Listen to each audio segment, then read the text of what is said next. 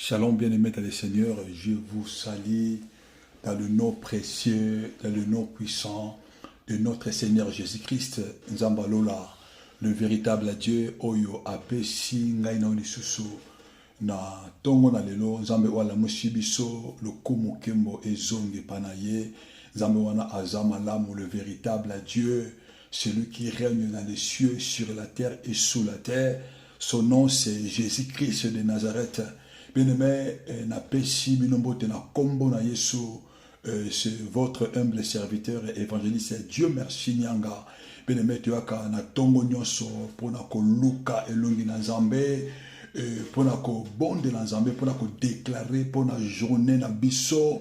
Bien-aimé Nzambe, à Pambola Bino, nazo saluer tous les amis de Jésus-Christ dans le monde entier. Et place sur Bino Bozali, na Mokil Amérique, na Asie, Océanie, na Europe, en Afrique. Zambalola à Pambola Bino, c'est Bozali. Zambalola à Monabino, le beau qu'on est Ngouya et accompagné Vinabino. Et bon mon abolamu na Zambé, bon mon alobiko na Zambé. Zambewana est le véritable Dieu qui s'appelle Jésus-Christ de Nazareth. À continuer que bunde la bino. Bien aimé dans le Seigneur, nazo qu'on remercie Nzambe pour la vie oya pesibiso, pour la opportunité oya pesibiso. To zo bonde na tongo lelo comme d'habitude to sala na tongo nyoso et to za ko suivre teme na biso oyo to zo lebela ke esengeli molili e régner te na vie na yo, esengeli molili e continuer ko régner na kati ya destinée na yo, esengeli ténèbres e régner te na kati ya foyer na yo, na kati ya activité na yo. Bien aimé, Bible zoloba chaque chose a son temps. Bien aimé, il faut qu'on mette fin. Bien aimé, la Bible, il surtout il y a ennemi. Il faut qu'on renverse règne ennemi, qu'on mette fin à règne ennemi dans la vie na biso. Bien aimé, nazo pesa merci et pas ya tout nyonso oyo za ko soutenir biso spirituellement. Nzambalola a bénir bino lisusu ba oyo ko soutenir biso d'une moyen d'une autre matériel peu financier na ba encouragement na bino bozo ko benga pour nous encourager. Nzamba amona bino apambola bino pour la prière oyo bozo sala pona biso. Nzambe wana accompagner bino, Nzambe wana akoto ko sala ba vie na biso. Ben mais tozo le bela lelo notre sous-thème où tozo parler sur assis sur ton trône élevé et vanda na ngwende na yo oyo ezali likolo, ou bien récupère ton trône où ils sont très élevés. Bien aimé, to banani kolobela sur thème oyo, je crois il y a 2 jours passés, tu banani ko parler comment briser la malédiction générationnelle. Na linida continuer thème oyo na arrêté je crois il y a 2 jours, comment tu peux briser les malédictions générationnelles. Bien aimé, faut te mettre fin à misala ennemi, faut te mettre fin à misala ya ba sorcier, faut te mettre fin na ba trône, na ba reine ennemi na ba vie na biso. Bien aimé, et si tu continuer kakate, bien aimé ko souffrir na vie na biso. Bien aimé, tant mutu aye pa ya Jésus-Christ, tant mutu a recevoir Jésus comme Seigneur et Sauveur na vie na ye. Bien aimé, Seigneur li vie na ye et ça la transformer. Bible dit si quelqu'un est en Christ, il est devenu une nouvelle créature, les choses anciennes sont passées. Bien aimé, to lo ki bien aimé, to tali ça qui bien aimé ba biloko oyo ezo sala ke mutu azala toujours na siège à prison, mutu azala toujours na siège à malédiction. Comment mutu ko briser ma malédiction wana. Mais le méthode lobaki et loko liboso pour mutu a briser le malédiction. Lobaki mutu na faut ayeba la loi de l'infériorité et de la supériorité. Mutu Seigneur yo oboya kozana inférieur. Bible ba Christ Jésus il a fait de nous le supérieur. Bible dit na Hébreu 7, c'est le supérieur qui bénit l'inférieur. Et Seigneur yo oboya kozala inférieur. Et Seigneur yo oboya ozala na semi, que nous ne sommes pas en bas, nous sommes faut pas refuser que Yesu a salomon tout kasimoki la terre. Donc la deuxième chose pour mutu a brisé les malédictions générationnelles. Et c'est que les mutuana a la connaissance. C'est que les mutuana a yeba la vérité. Il dit que vous connaîtrez la vérité et la vérité vous affranchira. Donc c'est ça qui est vérité, vous avez dit parole de Dieu, peu vérité où ils allaient viomoko. Donc qui mutu azama kila. On avait rénuméré la katia via moto. Et c'est que les mutu omi yeba yo ozanani. Et c'est que les oyeba nini ezo tambre na vie na yo. Et c'est que oyeba quelle est ces malédictions où ils poursuivre la vie na yo. Et c'est que yo briser ma malédiction. Et c'est que oyeba oyo yo oza en Jésus. Je veux pas que Dieu a fait de nous des rois et des sacrificateurs. Tant yo oyebi ki Nzambe asalanga roi, Nzambe asalanga sacrificateur. Mais Seigneur yo au régner. Mais les autres parler sur notre thème, de voir qui récupère ton trône ou assis sur son trône. Mais les autres temps dans Nzambe, dans Apocalypse chapitre 5 verset 10, Bible dit il a fait de un royaume et de sacrificateurs pour notre Dieu, et ils régneront sur la terre. Bible dit que Jésus a sali soba roi, a sali soba sacrificateur pour tout régner sur la terre. Dans le temps le bel trône le lobby, c'est lui yo récupérer trône na yo. Mais nanika o déclarer que le lo nana ko vendre likolo ya trône na ngai, nana ko récupérer trône na ngai, mais nana ko vendre likolo ya trône na ngai. Mais le lo na ningi yo comprendre, mais le principe de la trône, le principe du trône, le monde spirituel et vendre dans ma principe aux années spirituels. Bien aimé, tant que le trône, bien aimé, trône est anini, bien aimé, trône est allé siège, aux années élevé sur laquelle le moto a vendu, le roi a allé placé, ou bien le reine a allé placé, na kati ya puissance naïe. Bien aimé, tu ne peux pas régner. Il a fait de nous des rois, il a fait de nous des sacrificateurs pour régner sur la terre. Bien aimé, une personne ne peut pas régner sans le trône. Une personne ne peut pas régner sans le trône. Mais avant yo régner na sia mokili oyo, et c'est yo ozana trône. Mais il n'y a pas un roi sans le trône. Il n'y a pas une reine sans le trône. Reine nyon surtout azalakana trône na ye. Reine nyon surtout azalakana trône na ye. Mais tomba trône.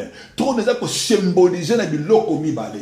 Et loko liboso oyo trône eza ko symboliser ba bengi yango siège. Ou bien kiti oyo kiti ya mwende babengi yango siège. Eloko mibale babengi yango manteau ou babengi yango vêtement ya royauté. Biloko mibale oyo sengeli mutu ayeba mutu azala nango. Et le monde spirituel ba yebi biloko wana bien aimé. Bien aimé dans le Seigneur, Dieu est partout. Mais Dieu ne règne pas partout. Nzambe aza bisika nyonso, mais Nzambe aregnaka bisika nyonso te. Nzambe aregnaka esika oyo trône na ye evandi. Nzambe aregnaka esika oyo trône na ye oyo evandi, bien aimé. Bien aimé, esengeli yo oyeba que Dieu est un Dieu, il est partout. Bible lobi, il a établi son règne dans les cieux. Et son règne domine sur toutes les choses.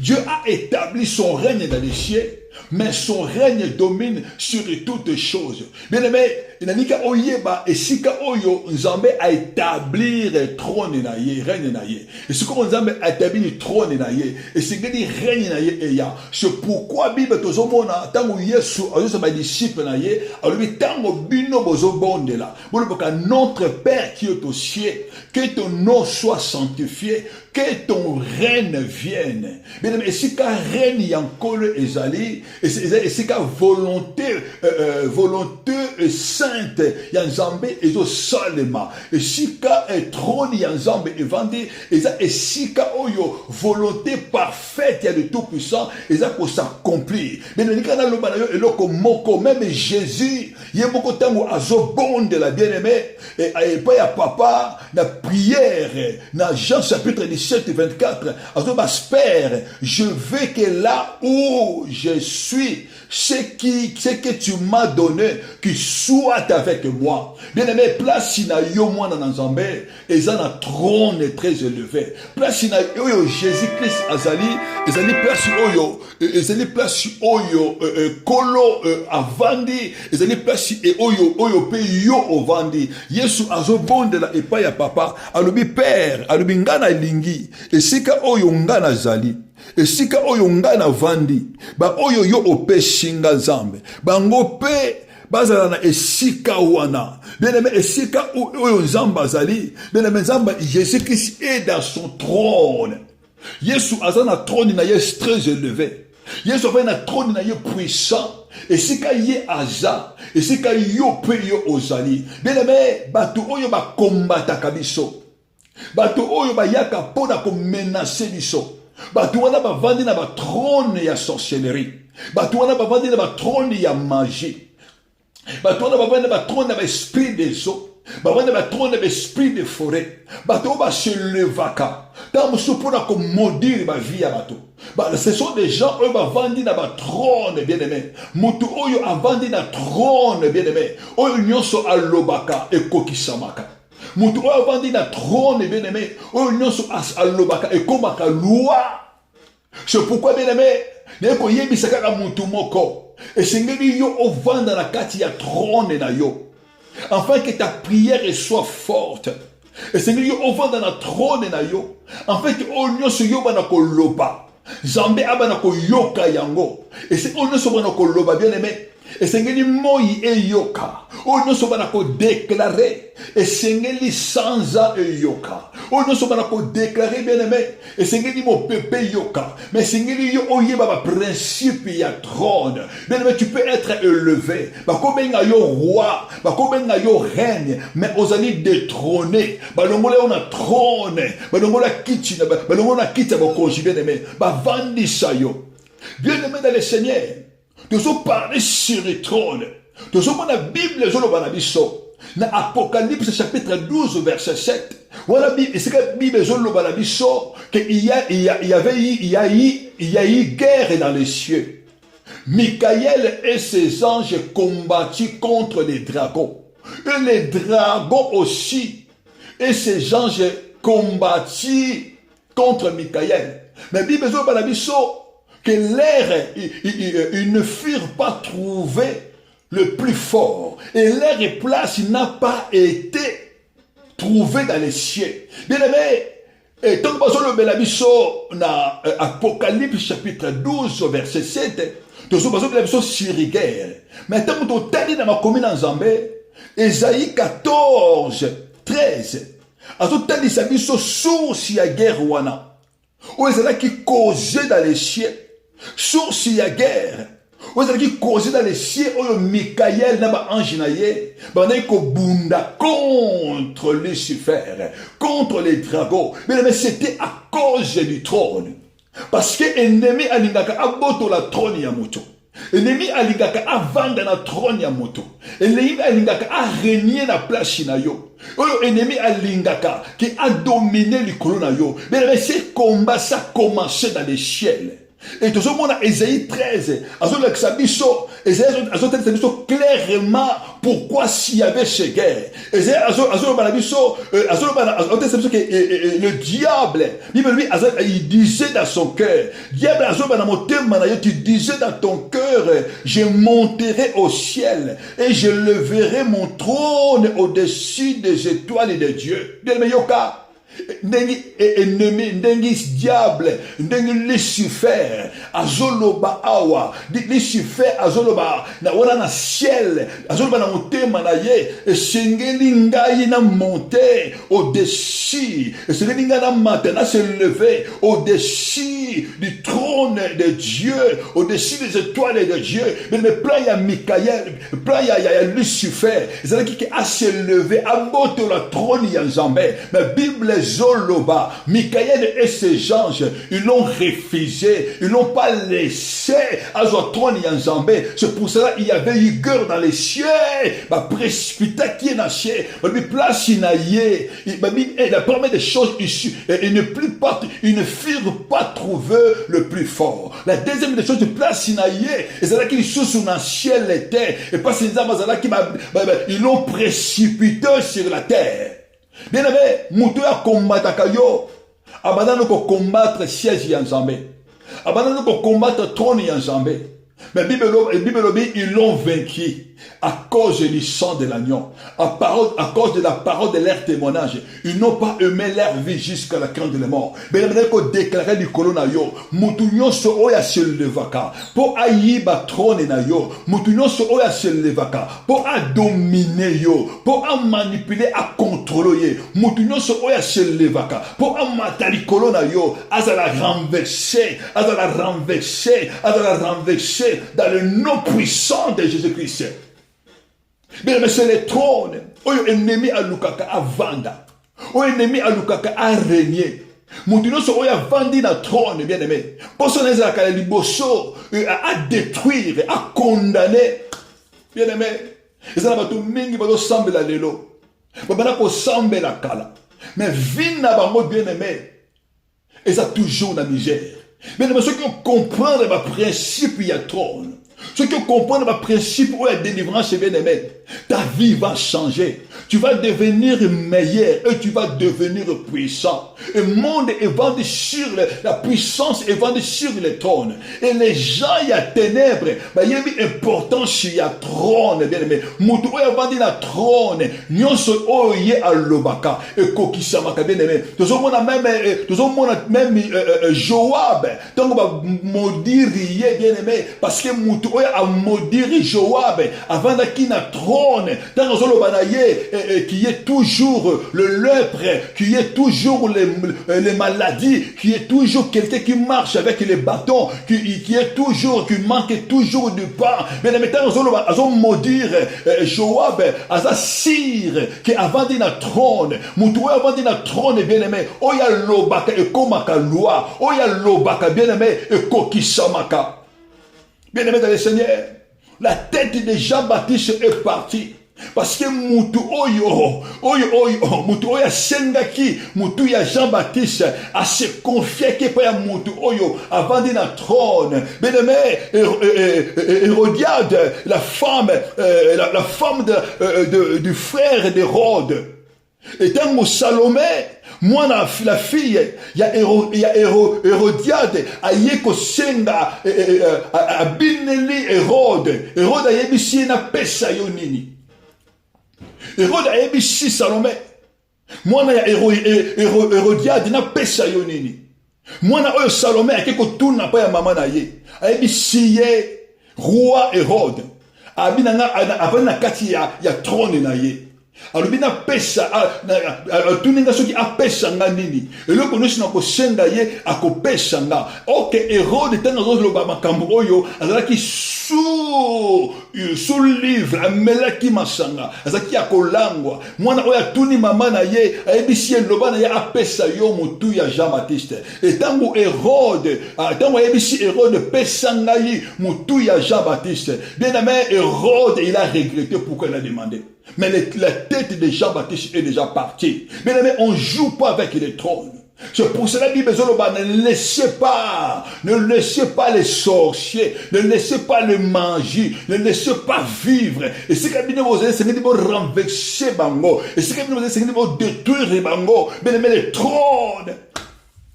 Bien aimé, nous allons se lever du collier à trône na yo. Nous allons combattre le collier à trône na yo. Nous allons se lever, nous allons mater le collier à trône na ye. Pour nous contrôler destinée na ye. Pour nous contrôler journée na ye. Pour nous contrôler vie na ye. Et si on ne se ya kozala, pour nous contrôler bien aimé, nous allons renverser tous les trônes ya ennemis. Nous allons renverser l'ennemi par terre. C'est pourquoi ma commune en Zambé, bien aimé, la Ézéchiel chapitre 26 8, tout le prince de la mer descend de leur trône et il ôte leur manteau. Bible dit sur les princes de la mer. Et c'est qu'il va quitter na trône na bango. Et c'est qu'il to longo la bango, ba manteau na bango. Mais le prince nini ya ténèbres. Prince nini na libota. O ya se leva contre vinayo. Mais on va combattre, mais on va combattre biso. Ba vendre na ba trône, ils sont partout. Dans les familles, dans les travails. Mais on sala na collègue na yo. Mais collègue no on sala avandi na trône. Mutu o avandi na trône, asa mutu o ya decidaka. Mais na to mona mona musato salaka. O to sala na mutu bien na mutu o bo sala na ye alati singa. Azo quoi? Alati singa. Mais na mona yango. Alati singa ya rouge. Mutu bosa na yo bazo baki non na za awa musala oyo c'est moi qui va posséder. Bien aimé surtout na musala oyo ya na musala ya maboko. Il y a beaucoup de Maliens, il y a beaucoup de Sénégalais, ils se cachent pas, bien aimé. Ozomona ye alati singa na ye. Ozomona la protection na ye. Eko sala musala, mais avant na katia trône, avant na puissance maléfique. Et ça n'a pas tout mingi na misala bien to sala kana bango, mais ba vanda na puissance maléfique. Ba vanda na trône, même na ba famille bien aimé mutu a se levaka. Mutu azo maudire à venir na yo. Mutu azo maudire vie na yo. Bien aimé azo maudire na ba principe légal. Parce que ayebi que ye a vendu na kati ya trône. Que trône est vendu siye. Mais oyazo loba ekokoma. Mais nani a vendu. Nana zoluka atelema aboto la yo trône na yo. Mais on va se lever contre comme Michael. Ba se lever qui na ba ange na ye pour na ko renverser ennemi, pour na ko renverser mutuana, pour na ko renverser homme fort, pour na ko renverser l'homme fort. Oyazo luka avant de na trône pour abana ko dominer, pour abana ko diriger, même esika to vandaka. Na ba immeuble to vandaka bien aimé. Tu ne peux pas régner, bien-aimé. Na mboka yo ovandi. Ce qui ont détrôné na nous te. Jeya oyo adirija mboka wana. Tu ne peux pas régner, bien-aimé. Na katia libota. Ce qui ont détrôné te. Homme fort, ou bien femme forte, ou ya vendre la libota wana. Mais sengeli yo olongola ye na trône na ye. Et sengeli trône na ye e kweya. Et sengeli trône na ye eza la briser. Et sengeli trône na ye eza la renverser. Et sengeli yo okweyi sa ye bien aimé. Bible dit que Michael et ses anges, ils ont combattu le diable. Mais sengeli yo o s'élevé dans le nom puissant de Jésus. Et sengeli yo o manifesté la gloire de Dieu. Bible zolo balabiso à la mort de la roi Osias. Bien aimé, j'ai vu le trône du Seigneur et c'est pas rempli tout le temple. Bien aimé, la gloire est en Zambé et comme on dit ceux qui t'ont renversé, ceux qui ont me fort à quoi. Bien aimé, nani oyo atombo la trône de Koloya Vinayo.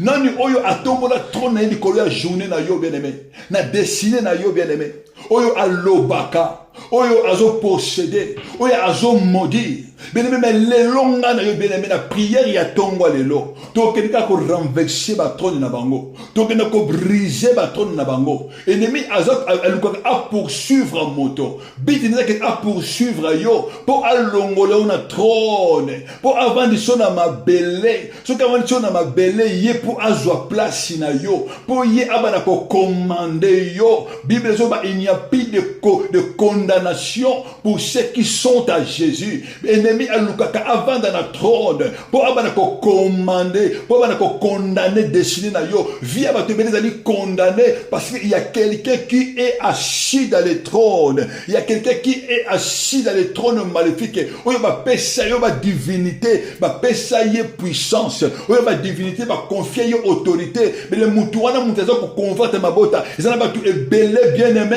tant ya zoloba maloba oyo zoloba bien aimé soko za na nzambe te ekozwa yo ezana ba tu mingi bien aimé même na mabota auto wuti même auto zo tambola na bango on doit faire très attention na maloba o bazoloba ce qui a lobby bien aimé ce qui ozana nzambe te ce qui au vent dans la trône était aux allées très élevés maloba oya zoloba ekozwa yo. Bien mettons sous mutu, azoke ne koluka mutu. Alobi na yepa mutu intel pour apesanga mbasu.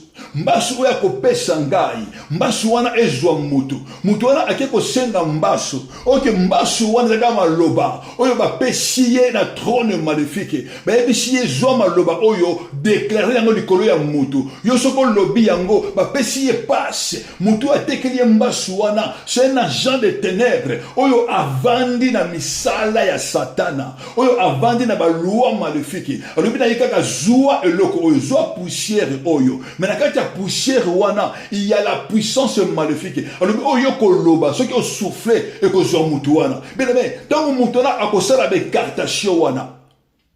Ceux qui mutu wana azana nzambete, malobana e ko zwa ye.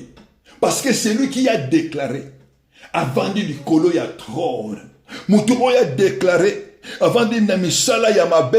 Mais bien aimé, mais nous avons un trône. Apocalypse 3, verset 21. Celui qui vaincra, je le ferai asseoir avec moi sur le trône de mon Père. Yesu avandi sa biso na trône na ye. Yesu ayaki sur la terre. Afin que ngana yo to vanda na trône na ye. Afin que ngana yo esika ye azali. Là où Jésus est assis, nous aussi nous sommes là. C'est pourquoi la Bible zoloba, quiconque se levera, quiconque se liguera, tombera sous nos pouvoirs. Parce que pouvoir na biso, et ça na maboko na nzambe, et ça na trône ya nkolo. Bien le trône nini wana e combataka destiné na yo. Trône nini ennemi zo combattre journée na yo. Ou zo combattre, zo kitiso na se. Ou ils ont dominé la journée na yo. Ou ils ont dominé la santé na yo. Ou ils ont dominé l'activité na yo. Trop de gens ont pékissa yo bien aimé yo au matin. Trop de gens ont pékissa yo bien aimé yo à la joie.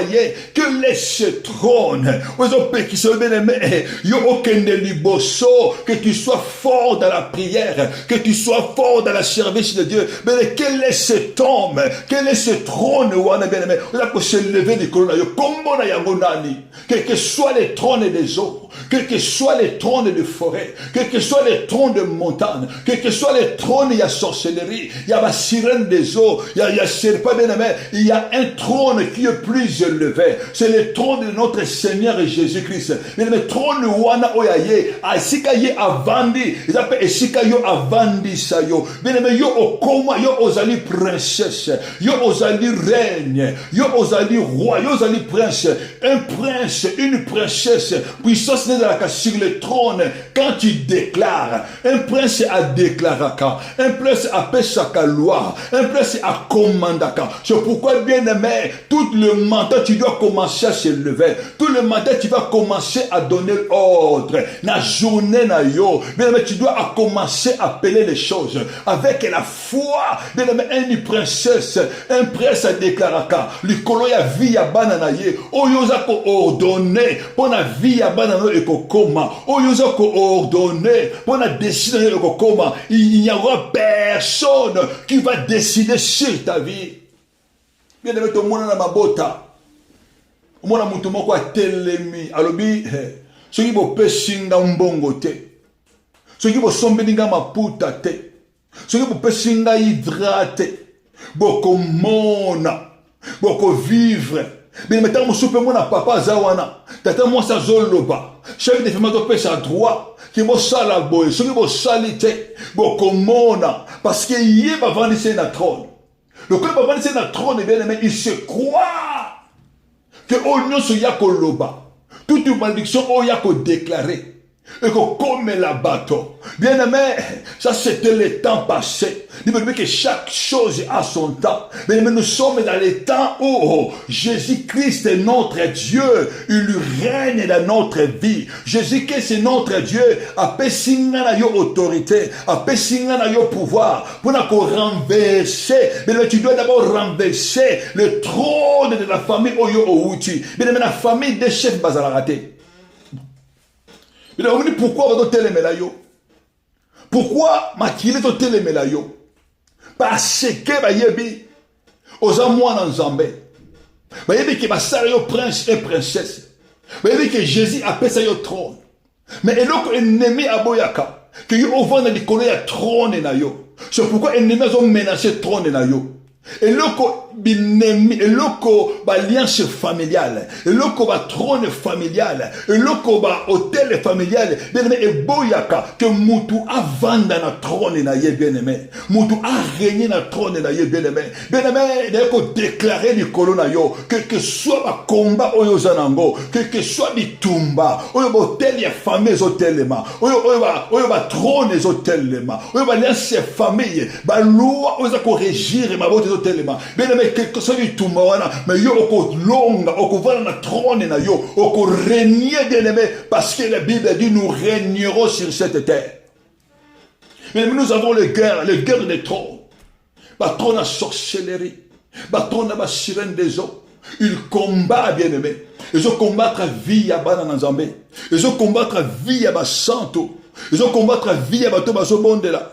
Ils ont combattu vie, il y a battu fidèle. Bible Jésus-Christ, ce n'est pas nous qui l'a choisi. Ce n'est pas nous qui l'ai choisi. C'est moi qui je vous ai choisi. C'est moi qui vous ai choisi. Et je vous ai établi. Jésus-Christ nous a établis. Afin que nous allions, afin que nous portons des fruits. Et que nos fruits demeurent. Mais c'est que yo porter ma fruit la vie na yo. Les saka mutu moko que tu es établi.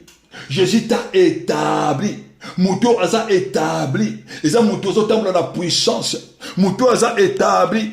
Eza mutu ozotambola na autorité. Mutu aza établi. Mutu ozotambola na grandeur. Parce que na vandi na trône na ngai. Neko déclarer bien-aimé. Mutu moko ta kolongolo na trône na yo. Aja moko te ya ténèbres libota ya papa. Aja moko te ya ténèbres libota ya mama. Aja moko te ya ténèbres esika yo ovandi. Akoya kolongola yo na trône na yo. Parce que tu y as établi. Tu y as établi pour produire. Tu es établi pour garder des fruits. Tu es établi en fait que eloko nyonso yo ko senga na kombo ya Jésus. Et comme la yo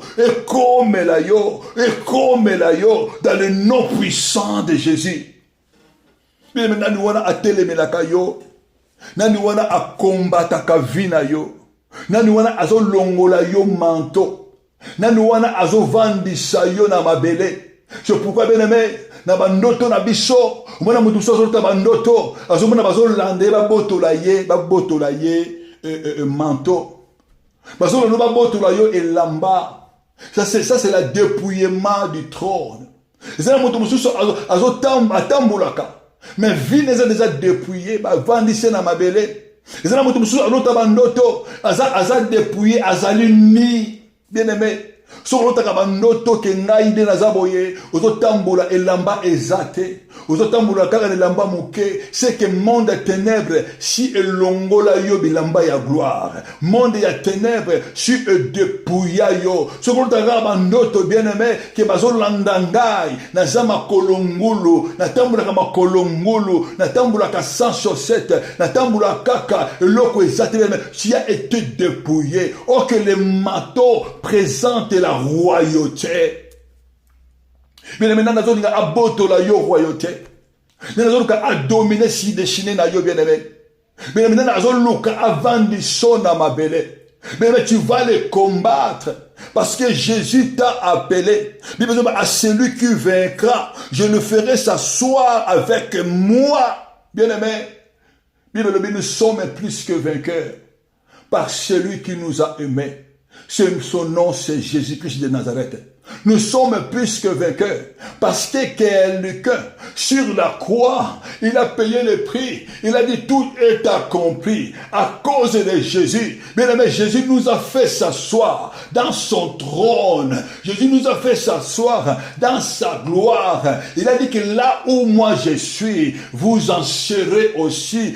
Ici, papa naye, ici, kanga nazali, et seigneur bango pe bazala. Mais c'est pourquoi un jour, jour, Yesu azoloba na Pierre, azoloba qui dites-vous que je suis? Mais Pierre a dit si Jésus, alobi tu es le Seigneur, le Fils du Dieu vivant. Yesu a dit si Pierre, alobi ce n'est pas le sang, ce n'est pas, c'est mon Père qui t'a révélé. A dit si tu es Pierre, alobi sur cet rocher que je bâtirai mon église. Sur cet rocher, mais ok, rocher, et c'est lui-même Christ. Jésus qui est le rocher, il est assis dans le trône très élevé. Et si le trône est très élevé, Ezali, qui est le rocher, Ezali peut ici comme Bissoto Vandi. Bissoto Vandi dans le rocher, en le Seigneur. Et si l'église est vendue, et si toza bâti, et si toza établi, Ayebishi Pierre, tout ce que tu lieras sur la terre sera lié dans les ciels. Tout ce que tu délieras sur la terre sera lié dans les ciels. Mais maintenant, comme ça, motomoko, mais tamboula na mabele, ozana mabele, mais vinayo, ils allaient cacher en Jésus-Christ. Vinayo, et va dire la gloire à Jésus, autorité na yo, position na yo, et ça sur le trône qui est au-dessus de tous les trônes. Yesu na biso, il est le prince et le roi de la terre. Bien mais romo côté ya terre oyo, prince mon côté na sama bele awa, moto mon côté na sama bele awa. Bien mais ako se tenir liboso na yo. Bible zoloba, si quiconque liguera contre toi tombera sous ton pouvoir. N'a ko déclarer likolo na yo. Bien mais si quelque soit princesse à sorcellerie, oya wuti na mai, oya wuti na forêt, mutuza ko se lever contre yo,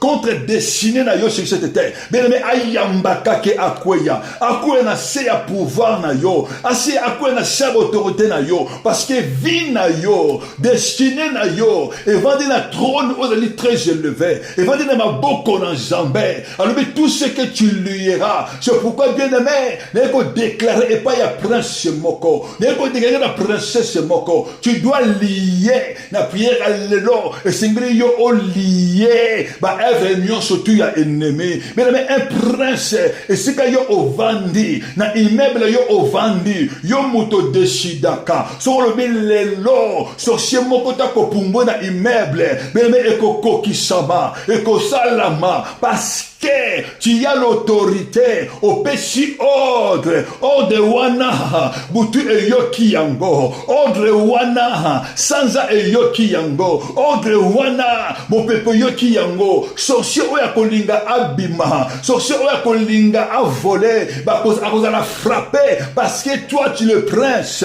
toi la princesse au péché mandat, pour yo vandi na trône. Bible nous dit tout ce que vous délierez, bien maintenant prière et allélo, okenika ko délier, nani akanga destiné na yo, nani aloba ke yo ko zoate, nani a décidé na libota, prince nini, oyo aloba ke yo ko matate, yo ba ko pesa yo te, yo ko zo échec, mais na prière et allélo, yo ko vanda ka na trône na yo, le trône que Jésus-Christ t'a établi, o ba ko déclarer, le kolo ya trône, o no so ko déclarer, on ne se senga, on se dans le nom puissant de Jésus.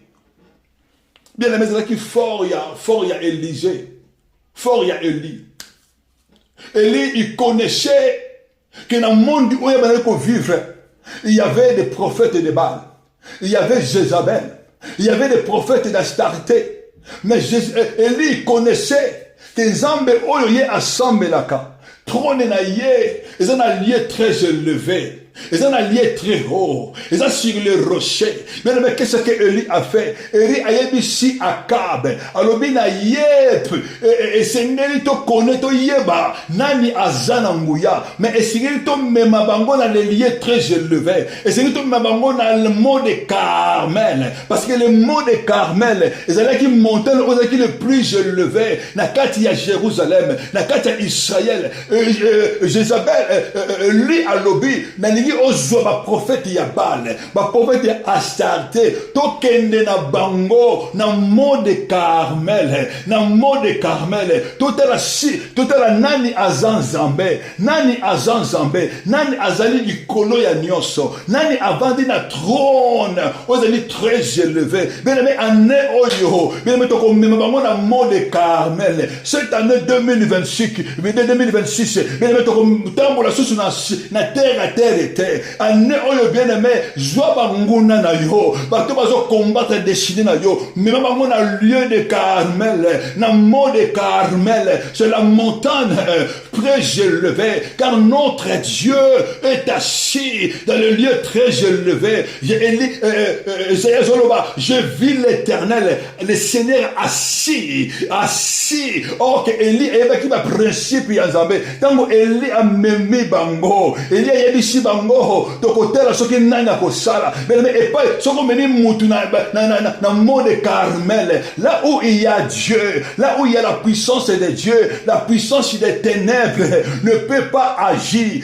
Eli a yebaki ba principe spirituel, ayeba qui importance il y a trône très élevé. Tango a memi bango, ba prophète de Baal, quel que soit incarnation, vocation, bien aimé, il n'y avait rien. Parce que là où il y a l'Esprit du Seigneur, c'est là où il y a la liberté.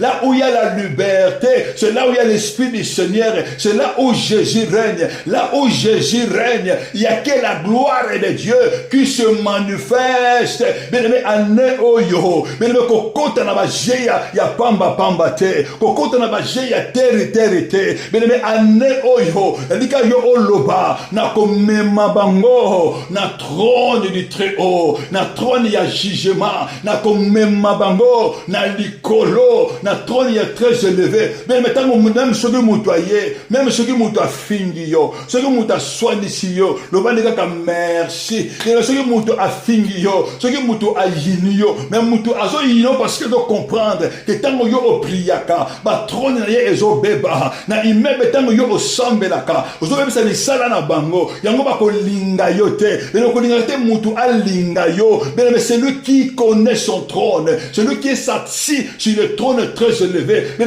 tout le monde ne peut pas t'aimer, parce que ozo mettre fin, na règne ennemi, ozo mettre fin, na règne ba gens de ténèbres, ozo renverser misala na bango, et si ka yo ozali, moyen ba opérer ezate, yango ba ko bana ko dongola yo, bana ko finga yo, le bana ko merci, bana ko ndima finga, le bana ko merci, bana ko lukulo ba problème, le bana ko merci, mais le bana bango na ko kota na ba jena binote, na ko swana te, na ko finga pete, ata bino ko fingi nga na ko zongi sate, mais ata bango ba choli yo, yo ko chola te, mema bango na trône très élevé, mais ane oyo, to ko bango likolo, to me bango likolo, dans le trône très élevé, là où Dieu agit, là où Dieu est assis, là où nous sommes assis, là où Dieu juge, là où il y a le jugement de Dieu. Mais cette année, tu dois te lever. Ma commune en Zambé zolo balabiso, ma commune en Zambé zolo balangai, na Biblia bien aimé, to tanga maloba en Zambé, ce que la parole de Dieu dit. Na Ésaïe chapitre 47 verset 1. Zamba zolo ba descend et assis-toi dans la poussière, vierge, fille de Babylone, assis-toi à terre, sans trône. Mais avant Nzambe, a quitté ce jugement naïe. Azo parler pour la sirène des eaux. Azo parler pour la vendre na trône. Nzambe azo ba kita, bokita. To longo bango na trône wana. To ko dépouiller bango. To bango bilamba wana. Tokolola bango bilamba wana ya royauté. Tokovandisa bango na mabele. Mututu oya vanda na trône na yo. Bele yo mutoko kitisa ye lelo. okoloba akita na mabele quel que soit aza ya ténèbre libota ya papa ya libota ya mama na bande koma kila belema oko dépouiller ye oko briser trône na ye belema oko vandisher na mabele belema que descend et assis dans les poussières bango mutu bako vanda na poussière bango mutu bako lia poussière belema yo ko lia poussière était et Seigneur yo o se lever et Seigneur yo o se réveiller yo mutu ko souffrir. C'est ça que le piège de l'ennemi alingi avant dans notre trône na yo pour yo okita na mabele. Il y a qu'un seul qui domine, il y a qu'un seul bien-aimé qui agit. Mais le Seigneur yo au vent dans notre trône oyo Yesu apesi yo mais la pierre ya lelo tokoyebisa bango bokita bo vanda na mabele bo vanda na poussière. Toi les sorciers, les sirènes des eaux, ba homme fort, oyo bazo pesa bango autorité, oyo bazo pouvoir, oyo bazo combattre destinée, oyo bazo combattre vie na biso. Ni bezo ba na biso bazali bakoza na sans trône toko vandisa bango na mabele bakobenga bango lisusu te ba délicate toko vandisa bango bato oyo bavanda na trône pona ko envoûter esika yo ovandaka na musala na yo na mboka yo ovandi trône nani oyo renyaka na journée ya lelo nani se lever la trône pour na koloba. Bible zoloba Jésus sur la croix il a dépouillé les dominations, il a dépouillé les autorités, il les a livrés publiquement en spectacle, un triomphe d'elle à la croix. C'est pourquoi bien aimé on doit se lever, on doit s'asseoir, on doit s'accrocher à la parole. Il dit qu'à la prière à l'élo bien aimé et Seigneur yo a brisé ma trône maléfique et Seigneur yo a brisé ma trône à sorcellerie. Oh ils ont se lever contre vie na yo et Seigneur yo a brisé, yo a déclaré qu'aucun trône ne peut me dominer. Bible Zoloba, dans les derniers temps, la montagne de la maison d'Israël sera au-dessus de toute montagne. Mais la niga ko déclaré yo, tu es la montagne de Dieu. Yo ne Seigneur au régner du corona bango. Mais si kaka ozali, la niga obala ko disposer mon thème na yo, la niga obala ko disposer mon thème pour tozo kota la prière forte. Na yo tozo bonde la zambe. Mais les maison bana ko élever kaka Jésus, bana ko élever Jésus, bana ko tomber le véritable Dieu. Les maison bonde la elongo, banda ko bonde la, ozo ko élever le Dieu puissant, bana ko élever Jésus. On a journée ya lelo, le ba Yesu ngana tombolio, Yesu ngana tombolio, le véritable Dieu, bana ko tombola, le trône le plus élevé, nazo tombola yo, likolo ya banzambe nyoso, tombola trône à Jésus, tombola le trône de Dieu, le tout puissant, bana ko tombola ye, celui qui règne, celui qui domine dans toutes les choses, la ligne bonde la kolo, le numéro de la mokonji, nous banzambe, Yesu ngana tombolio, Yesu ngana tombolio, na tongo na lelo, ngana tombolio, na journée ya lelo, le numéro de tombola mokonji, élevé le nom puissant de Jésus, tombola kaka Yesu, le ba Yesu ngana tombolio, Yesu ngana élevé trône na yo, na élevé trône à Jésus, bana ko élevé trône à Jésus, lui la trône à sorcellerie, ya libota papa oyo ngana wuta, ya libota mama oyo ngana bimela, bana ko élevé le trône de Jésus, Yesu ngana tombolio, lui la trône ya mboka oyo ngana vandi, ya pays oyo ngana vandi, ya district oyo ngana vandi, bana ko élevé le nom de Jésus, élevé le nom puissant de Jésus. Bien tant yozo bonde là, je vois un éclat tomber. Tant yozo bonde là, nazo mona ennemi azokoya, nazo mona serpent azokoya. Tant yozo tombe là Jésus, nazo mona kitimo kezo bukana. Tant yozo tombe là le trône de Jésus, je vois la main de Dieu, je vois la puissance de Dieu. Tant yozo tombe là Jésus, nazo mona mutu ya serpent ezokatana. Élève le nom de Jésus, le nom puissant, le nom glorieux. Ozo tombe là Yesu, Yesu ngana tombolio, Yesu ngana tombolio, Yesu ngana tombolio. Bien mettant ozo tombe là Jésus, nazo mona mutu mo ado sanza, nazo mona divinité mo ado sanza miloko na yo, oyo ayiba, ado sanza yango. Élève seulement le nom de Jésus. Yesu ngana tombolio, na tongo na lelo, Yesu ngana tombolio, na via bana nangai, na via couple nangai, na via activité nangai, na santé nangai. Élève le nom de Jésus-Christ. Beneme zo bonde la kolo, la lingo bonde la mokonji. Élève Jésus, le véritable Dieu, celui qui est assis, dans tout au-dessus de toutes choses. Il veut que celui qui vaincra, je le ferai s'asseoir avec moi sur mon trône, comme j'ai vécu aussi. aussi. Maintenant que Jésus, il est le seul Dieu, celui qui a vaincu l'ennemi, celui qui a vaincu le diable. C'est pourquoi son Père lui est assis dans son trône seul, très élevé. Là où Jésus est, c'est là où tu es. Maintenant que lever Jésus, le baye sungana tombolio, le kolaba divinité, et libota bakoko nangai, oyo ba salé là. Maintenant que tombola Jésus, le kolaba la sorcellerie, et lever le nom de Jésus-Christ. Bien aimé, monde la colo, na kombona Yesu, le tombolio mokonji, Yesu tomboma, le tombola yo, le kolaba sirende zo, le tombola yo, le kolaba sirende kote, Yesu tomboma, le kolo ya divinité, ya liopard, Yesu tomboma, le kolo ya maïkari, le kolo ya magie, le kolo ya rose quoi, maintenant que tombola Jésus, le tombola véritable Dieu, bien aimé, ce monde là, na kombona Yesu, la lingo tombola Jésus, tango zo tombola Yesu, bien aimé, misala bango beba, tango zo tombola Yesu, ma divinité bazo kweya, tango zo tombola Jésus, ma divinité libota, baza ko relâcher yo, baza ko relâcher yo, baza ko relâcher yo, élevez le nom de Jésus, élevez le nom de Jésus, bien aimé, ce monde là elongo, maintenant que tombola Yesu, no ba Yesu ngana tomboli yo, likolo ba défi ya vinanga, likolo ba combat ya vinanga, bien aimé tombola Jésus, maintenant que lever Jésus, likolo ba combat na yo, Bible zoloba, Michael et ses anges combattu contre les dragons et ses anges, mais Bible zoloba, dragons et ses anges, ils ne sont plus puissants, ils ne sont plus puissants, leur place ne fut plus trouvée dans les ciels. Nous avons élevé kaka Yesu, maintenant que lever Jésus, le ba Yesu ngana tomboli yo, na vie nangai, na destiné nangai, maintenant que tombola Yesu, ngana tomboli Yesu, na destiné vie nangai, na detomboli Yesu, na ba combat ya vie nangai, élever seulement Jésus, maintenant que tombola Jésus, le kola bitumba ya santé, maintenant que tombola Jésus, le kola bitumba spirituel, le kola bitumba ya âme, maintenant que tombola Jésus, le kola bitumba oya maladie, tombola Jésus, le kola bitumba oya vie de prière, le kola bitumba oyo ya ministère, le ba Yesu ngana tomboli yo, il est présent, Jésus il est présent, le ba Yesu ngana tomboli yo, le kola bitumba ya kobota, bitumba ya administratif, na mboko ngana zali, bakanga nyoso, bana kotombola Yesu, na mboko ngana vandi, bakanga nyoso, mboko oyo ngana vandi, bakangi, le ba Yesu na tomboli yo kaka, na tomboli yo Yesu, likola bitumba ya bana, likola bitumba kobota,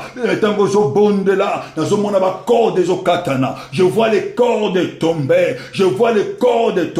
quand tu pries bien-aimé, nazo mona un animal, il est en train de vomir, avec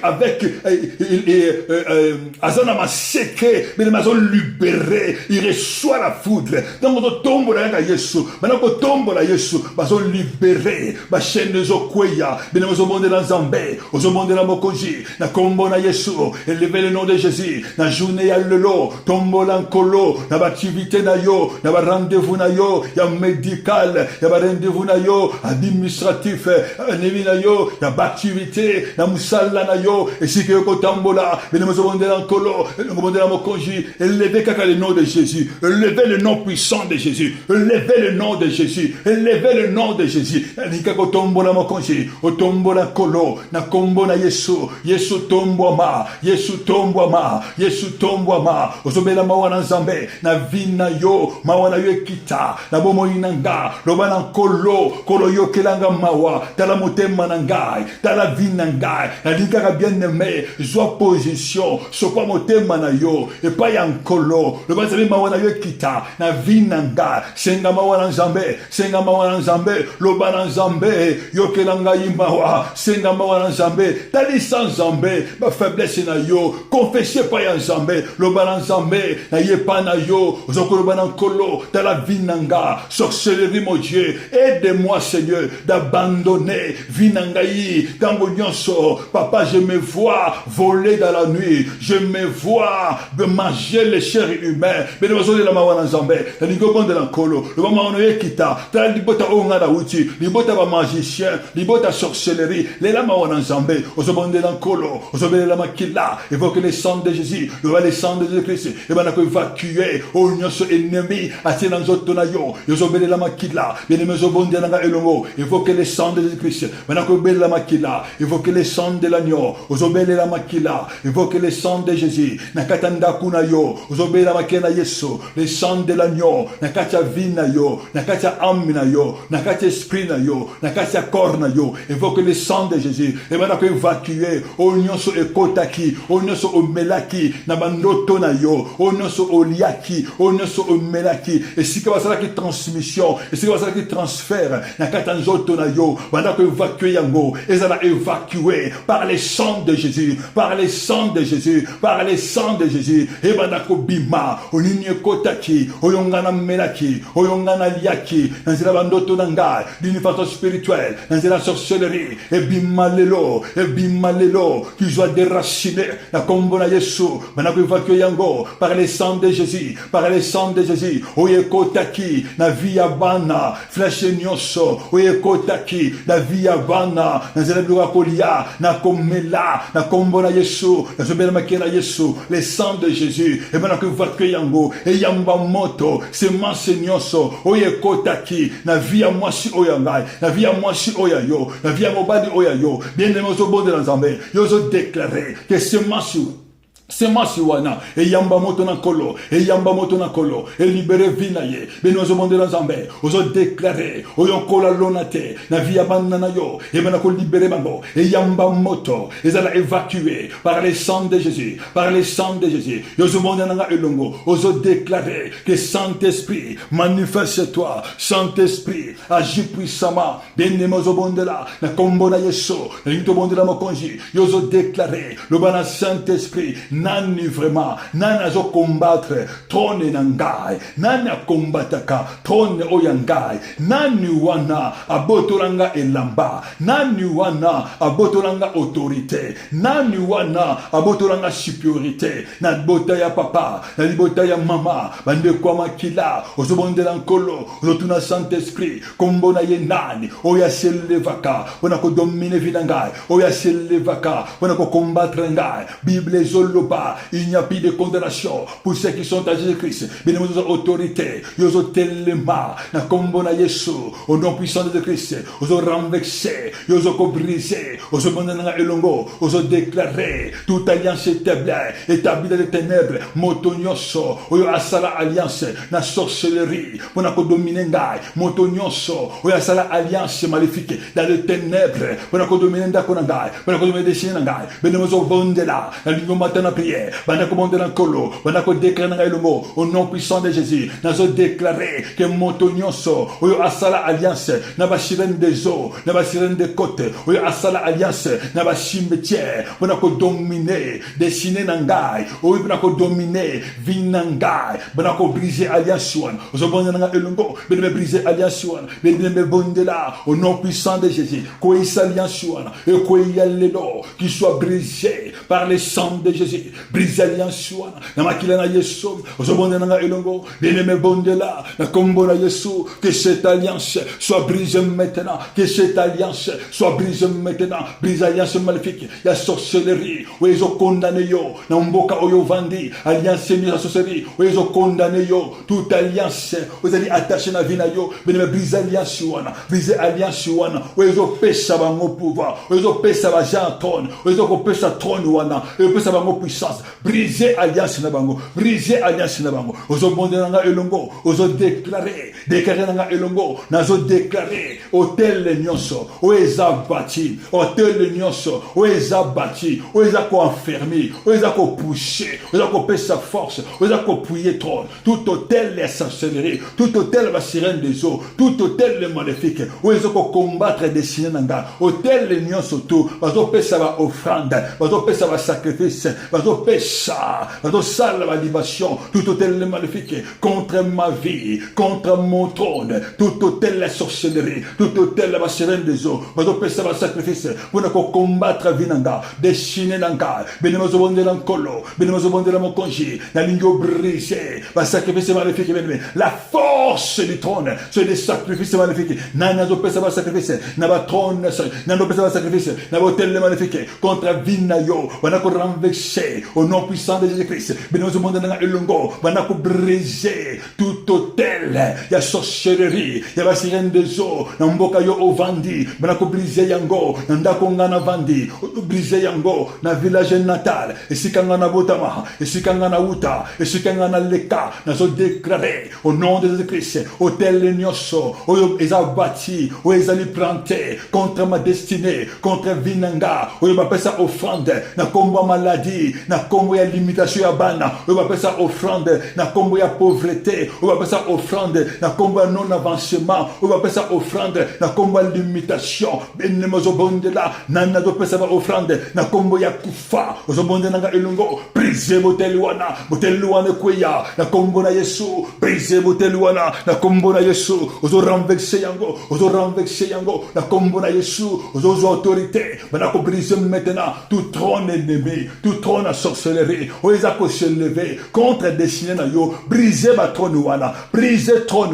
buka ba kiti wana, buka ba kiti ya sorcellerie, na kombo na Yesu, buka ba kiti na bango, vandisa bongo na mabele, Bible zoloba, avanda na mabele, ba sirène des eaux, ba vanda na mabele, ba sirène des côtes, ba vanda na mabele, Bible zoloba, ba vanda na poussière, assis, ba descendre, bazala sa trône, oso déclarer que mutu nyonso tu, oya zwa mandat, contre destiné na ngai, contre libala oya yo, contre bana oya yo, contre vie na yo, contre santé na yo, contre destiné na yo, mais vandise na mabele, buka kiti na ye e